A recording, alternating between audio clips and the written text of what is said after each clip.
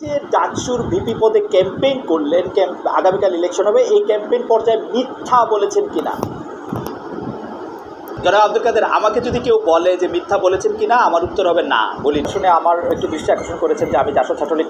তো অনেক অপপ্রচার হয়ে গেছে আজকে সকালেও দেখেন, অপপ্রচার করতে না পেরে সর্বশেষ যখন জনাব শামীমের কথা শুনে আমার একটু দৃষ্টি আকর্ষণ করেছেন যে আমি জাসদ ছাত্রলীগ করতাম কিনা। আমার শিক্ষা জীবনের প্রথম 2 বছর অর্থাৎ 1993 এবং 1994 আমি জাসদ ছাত্রলীগ ঢাকা বিশ্ববিদ্যালয়ে করেছি, কিন্তু সেই 1993 শো চলাকালীন সময়ে খালেদ মহিউদ্দিনকে একজন নয় প্রশ্ন করেছিল যে আপনি জীবনে কোন রাজনৈতিক দল করেছেন, জাসদ করেছেন কিনা। তখন খালেদ মহিউদ্দিন বলেছে, যে প্রশ্ন করেছে সে বলেছে আপনি জাসদ করেছেন কিনা, এই কথা বলেছে, এই কথা বলেনি আপনি রাজনীতি করেছেন কিনা। তখন খালেদ মহিউদ্দিন বলেছে জীবনের প্রথম 2 বছর তিনি রাজনীতি করেছেন, জাসদ ছাত্রলীগ অর্থাৎ বাংলাদেশের সবচাইতে হিংস্র, পেরোসাস, খুনি, ডেসপারেট যেই রাজনৈতিক দল, সেই জাসদ করেছে খালেদ মহিউদ্দিন তার ছাত্র জীবনের প্রথম 2 বছর, 92-93 বা 93-94। কথা বলছেন শামীম হোসেন বিপি প্রার্থী, সে যেই দলটি করতো সেই দলটি। তো খালেদ মহিউদ্দিন সবচেয়ে হিংস্র দলটি করতেন। এই কারণে প্রশ্ন করার সময় আমরা দেখি তার চোখ মুখ বেরিয়ে আসে, মানে মুখ টুক শক্ত হয়ে আসে যখন তারেক রহমান খালেদা জিয়ার কথা বলে, এই কারণে তার তখন হিংস্রতা চলে আসে। তবে হ্যাঁ, এখানে খালেদ মহিউদ্দিন একটা মিথ্যা কথা বলেছে, ডাহা মিথ্যা কথা বলেছে। সে 2 বছর জাসদ ছাত্রলীগ করেছে, এরপরে সে যে সরাসরি ছাত্রলীগ করেছে সেই কথাটি বলেনি, এবং সেই কোটার কারণে সে বিসিএসের চান্স পেয়েছিল, ছাত্রলীগের কোটায়। কথা বলছেন এই একদম আওয়ামী লীগের শেষ প্রান্তে আইসা, সম্ভবত 2000 সাল বা 99 সালের দিকে। কিন্তু যখন সে জাসদ ছাত্রলীগ করতো তখন বিএনপি ক্ষমতায় ছিল, ঠিক আছে। তখন আবার সন্ত্রাসীর কারণে হল থেকে দৌড়ানি খাইছে। জাসদ করবে আর সন্ত্রাসী করবে না, মিথ্যা কথা বলবে না, তা তো হয় না।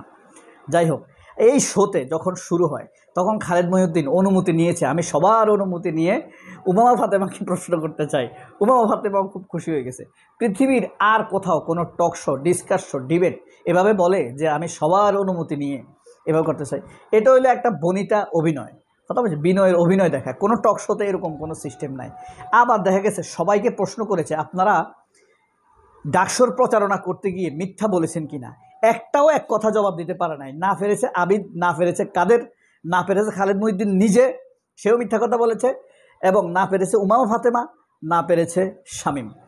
শামীম তো সরাসরি মিথ্যা কাজ করেছে। দেখাবো একটা, দেখাই।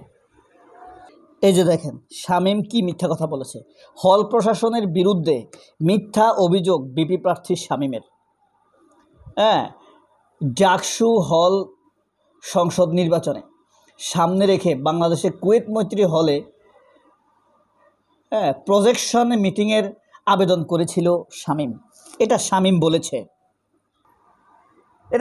বলেছে, যে আমি হল প্রজেকশনের জন্য আবেদন করেছি, কিন্তু আবার অভিযোগ করেছে যে বিশ্ববিদ্যালয় কর্তৃপক্ষ আমার এই আবেদনের কোনো জবাব দেয়নি, আমাকে অনুমোদন দেয়নি। অথচ বিশ্ববিদ্যালয় কর্তৃপক্ষ বলেছে যে শামীম মিথ্যা কথা বলেছে, সে হল প্রজেকশনের জন্য কোনো আবেদনই জমা দেয়নি। এমনও হয়েছে অনেককে, 2 জনকে একসাথে করে হল প্রজেকশনের অনুমতি দিয়েছে, একদিনে 2টি দিয়েছে, এমন হয়েছে। কিন্তু শামীম আবেদন না করেই বিশ্ববিদ্যালয়ের কর্তৃপক্ষের বিরুদ্ধে মিথ্যা অভিযোগ করেছে। জাসদের কাজে এটা। আর খালেদ মহিউদ্দিনের শোতে তাকে জিজ্ঞেস করা হয়েছে মিথ্যা বলেছেন কিনা, তিনি বলেছেন না, আমি কোনো মিথ্যা বলিনি। পুরা শোটি হয়ে গেছে একটা মব শো। মব শো বুঝেন? মব হয় না, বিনা বিচারে বিনা আইনে আপনাকে মার দিবে, এটা হইলো একটা মব শো। খালেদ মহিউদ্দিনের শোটা আসলে একটা মব শো হয়ে গিয়েছে। এরা এখানে যারা আনছে চয় চরিত্রে আবিদুল ছাড়া সবাই কিন্তু ছাত্রলীগ। কেউ সেমি ছাত্রলীগ, কেউ লাইট ছাত্রলীগ, হ্যাঁ, কেউ হইলো মানে ব্রাঞ্চ ছাত্রলীগ, কেউ বফ ছাত্রলীগ। খালেদ মহিউদ্দিন তো জাসদ ছাত্রলীগ স্বীকার করছে, কিন্তু ডাইরেক্ট ছাত্রলীগ যে করছে এটা এখনও সে স্বীকার করেনি। সে বলতো যে আমি রাজনীতি করি না, এটাই বলতো, আমি জীবনে রাজনীতি করি নাই। যখন প্রশ্নকর্তা খালেদ মহিউদ্দিনকে জিজ্ঞেস করছে আপনি জাসদ করতেন কিনা, তখন খালেদ মহিউদ্দিন বুঝা ফেলাইছে যে আমার তো গোমর জাইনা ফেলাইছে। কিন্তু সে এর পরের 3 বছর যে ছাত্রলীগ করছে এটা আবার সে লুকাই গেছে, ঠিক আছে। তো যাই হোক, তো জাসদ মব করতো, মারামারি করতো, মানুষকে ডাইরেক্ট মেরে ফেলতো, ঠিক আছে, চরমপন্থী ছিল। তো বাংলাদেশের সবচাইতে প্রথম ক্রসফায়ার করছে কে? আওয়ামী লীগ। বাংলাদেশের প্রথম দুর্ভিক্ষ কে দিছে? আওয়ামী লীগ। একমাত্র প্রথম দুর্ভিক্ষ দিছে আওয়ামী লীগ। বাংলাদেশের প্রথম পত্রিকাগুলোকে বন্ধ করছে কে? আওয়ামী লীগ। বাংলাদেশের প্রথম ঢাকা ইউনিভার্সিটির নির্বাচনকে অ্যাডাল্টারেট করছে কে? আওয়ামী লীগ, শেখ মুজিবের ছেলে কামাল। বাংলাদেশের প্রথম আপনার এই জাতীয় সংসদ নির্বাচন অ্যাডাল্টারেট করছে কে? 73 সালে শেখ মুজিব। সব কিছুই করছে এরা, কথা বলছেন। কিন্তু এই সব মব করছে এরা। 28 অক্টোবরের মব করছে কে? আওয়ামী লীগ। এই খালেদ মহিউদ্দিনও আওয়ামী লীগ। সো এটা একটা not talk show, this is mob show. Mob show, not talk show. Talk show নয়, মব শো। এখানে আরও কিছু প্রশ্ন করা হয়েছে। দেখেন, শিবির নাই, শিবিরকে নিয়ে প্রশ্ন করা হয়েছে যে শিবির গুপ্ত রাজনীতি করে আপনার, মানে একটা কথা বলে তার তো ভিউ বাড়াতে হবে, সেই বিষয়টাকে সামনে আনতেই হবে। হ্যাঁ, তো আনলো, শিবিরের কথা না থাকলে তো আর মানুষ দেখবে না। আপনি এখন দেখবেন, এটা বলে রাখি, অপ্রাসঙ্গিক হয়ে যাচ্ছে। শিবিরের একটা ছেলের বক্তব্য, আপনি সাদেক কায়েম বা ফরহাদের কথা ধরেন, অথবা শিবিরের প্যানেলের জুমার কথা ধরেন আপনি, যে নাকি মুক্তিযুদ্ধ গণতান্ত্রিক আন্দোলনের ক্যান্ডিডেট হয়েছে 9 নম্বর, তাকে ভোট দিবেন, তার জিতা উচিত। এত সত্যবাদী, এ মেয়ে পর্দা করে না, কিন্তু সে যে এত সত্যবাদী, ডিরেক্ট কথা বলে, এরকম মেয়ে আমি বাংলাদেশে প্রথম দেখলাম। এত সত্য, সুন্দর, ছেলেদের মতো সরল। মেয়েরা একটু পেঁচি হয় না, পেঁচ মারে, কিন্তু এই মেয়েটা খুবই সহজ, একদম স্ট্রেট ফরওয়ার্ড কথা বলে। হ্যাঁ, ভাং ভনিটার কোনো ইয়ে নাই।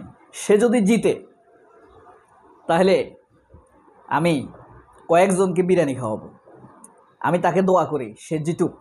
সে যেই জেলারই মেয়ে হোক, সেই জেলার গৌরব, তারা গৌরব করতে পারে তাকে নিয়ে। তার জন্য আগাম শুভেচ্ছা থাকবে। আমার মনে হয় সে জিতবেই। শিবিরে তো পুরো প্যানেলে জিতবে, তবে ওর জন্য আমার বেশি ইয়ে লাগছে, কারণ হয়েছে মেয়েরা এত সাহস, এত সরল।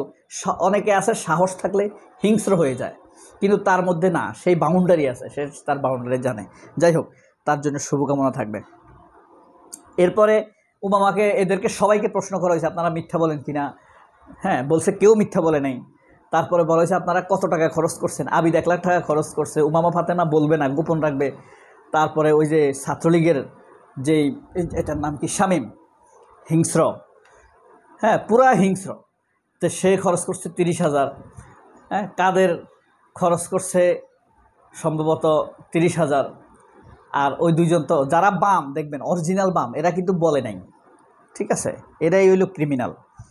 এরপরে দেখেন 5 বছর পর তারা কে কি হইতে চায়। শুধু একজন বিসিএস দিবে, আর কেউ বিসিএস দিতে চায় না। উমামা ফাতেমা টিচার হইতে চায়, পিএইচডি করবে, এমফিল করবে। তারপর বলা হলো নিজে প্রার্থী না হইলে কে কাকে ভোট দিত, এই ব্যাপারে কেউ কাউকে ভোট দিতে রাজি না, এরা হিংসুক। মব শোতে আসছে, সব মব শো হয়ে গেছে। হ্যাঁ, ডাকসুর প্রধান সমস্যা কি এটা জিজ্ঞেস করছে সবাইকে। হ্যাঁ, তারপরে বলা হইলো আপনার নারী নির্দেশ নিয়ে কথা হলো। দেখেন আশ্চর্য ব্যাপার, নারী নেতৃত্ব নিয়ে কথা হলো, নারীদের হ্যারাসমেন্ট নিয়ে কথা হলো। শিবিরের প্যানেলের একটা মেয়ের ছবি বিকৃত করেছে, ছবি ছিদ্র করে ফেলেছে, ছিঁড়ে ফেলেছে। এটা কি নারী হেনস্থা হয় নাই? এটা কি তোমরা কি খালেদ মহিউদ্দিন কি চিরকাল সিলেক্টিভ জার্নালিজম করে যাবে, মানে জাসদের সাংবাদিকতা করে যাবে? জাসদ সাংবাদিক বদমাইশ, বাস্টার্ড, উগ্র, হিংস্র সবাই। সে ওই টিপ পড়তে কেউ অ্যাঙ্গেলে কানায়া তাকাইলেও সেটার প্রতিবাদ করবে, কিন্তু মেয়েদেরকে স্কুল থেকে বের করে দেবে হিসাবের কারণে এটা প্রতিবাদ করবে না। ইউনিভার্সিটির ডাকসুর প্যানেলের মেয়েদের পোশাক ছিঁড়ে ফেলেছে ছবিতে, সেটার প্রতিবাদ করবে না। এটা হইল মব সাংবাদিক, মব উপস্থাপক, মব শো। সবাই অনেক ভালো থাকবেন। আল্লাহ হাফেজ, আসসালামু আলাইকুম।